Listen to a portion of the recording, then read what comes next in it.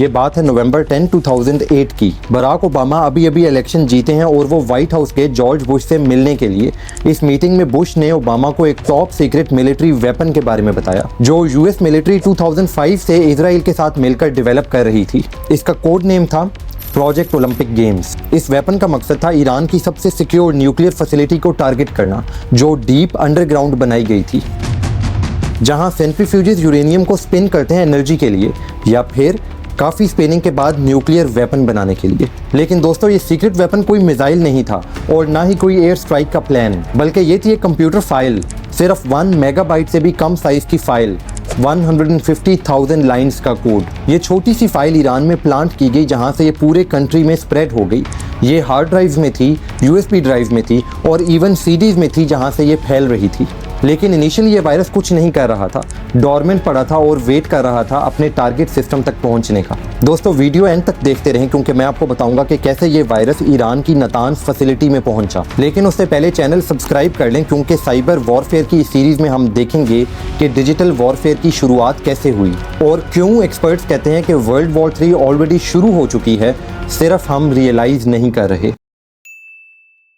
Iranian technicians नातांज nuclear facility की maintenance के लिए यूएसबी ड्राइव्स यूज़ करते थे, वही यूएसबी ड्राइव्स जिनमें अमेरिकन प्लांटेड वायरस तेजी से फैल रहा था। ऐसी ही एक यूएसबी ड्राइव एक मेंटेनेंस इंजीनियर ने पावर प्लांट के सिस्टम में इंसर्ट की।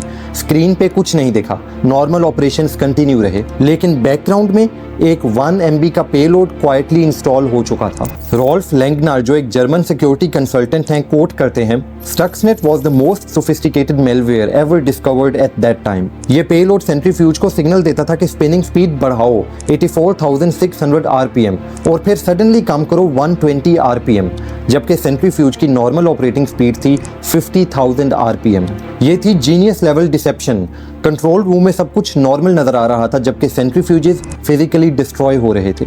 ईरानियन इंजीनियर्स 18 महीने तक पजल्ड रहे, एक्सपेंसिव इक्विपमेंट रैंडमली फेल हो रहा था। इवेंचुअली ये वेपन डिस्कवर हो गया और इसको नाम दिया गया स्टक्सनेट, लेकिन ये ईरानियन न्यूक्लियर प्रोग्राम को डैमेज कर चुका था। 1000+ सेंट्रीफ्यूजेस डैमेज हो चुके थे।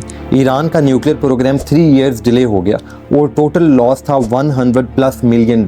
आपको क्या लगता है अगर ये अटैक सक्सेसफुल ना होता तो ईरान का न्यूक्लियर प्रोग्राम आज कितना आगे होता? कमेंट्स में अपने ओपिनियन शेयर करें। स्टक्सनेट ने ईरान की प्रोग्रेस इनिशियली स्लो कर दी लेकिन रोक नहीं पाया। लेकिन इंपॉर्टेंट बात यह है कि ये एक नया स्टाइल ऑफ वॉर शोकेस करता है, क्वाइट वेपन्स का यूज टाइनी टेक्स्ट फाइल्स की फॉर्म में जो सेल्फ रेप्लिकेट कर सकती हैं और एक्चुअल डैमेज कर सकती हैं एनिमी को। अगर आपको ऐसा कंटेंट पसंद है तो लाइक करें और फ्रेंड्स और फैमिली के साथ शेयर करें क्योंकि नेक्स्ट वीडियो और भी शॉकिंग है। उसमें हम देखेंगे कि कैसे अमेरिका की सबसे सीक्रेट एजेंसी NSA के top secret cyber weapons leak हो गए और इंटरनेट पे फ्री में मिल रहे हैं। और हाँ, आप भी सेफ रहें, कभी अननोन USB ड्राइव यूज़ ना करें क्योंकि स्टक्सनेट जैसे अटैक्स अभी भी पॉसिबल हैं।